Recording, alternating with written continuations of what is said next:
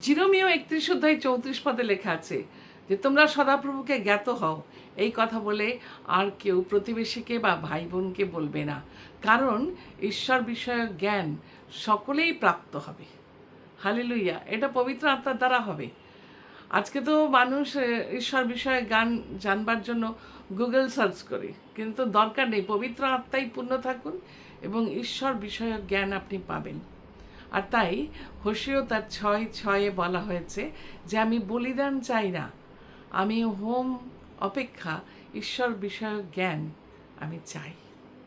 ঈশ্বর বিষয়ক জ্ঞান থাকলে আমাদের অনেক কিছু জানা হবে যা আমরা জানি না, বুঝি না, আর আমরা সঠিক পথে চলতে পারবো।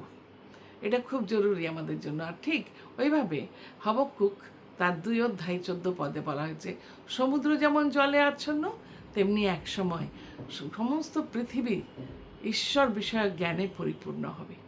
সবাই ঈশ্বরকে জানবে। ঈশ্বর এই সুন্দর ব্যবস্থা আমাদের জন্য করেছেন। অতএব প্রিয় ভাই বোন, শুধু অন্যের কাছে শোনার জন্য নয়, এবার প্রস্তুত হন যেন আপনি প্রভুর চরণে বসে প্রভুর জ্ঞান লাভ করেন। প্রভু আপনাকে দেবেন, তিনি প্রতিজ্ঞাবদ্ধ। তার কোনো বাক্য বিফলে যাবে না। ভালো থাকুন, সুস্থ থাকুন, প্রভুতে থাকুন।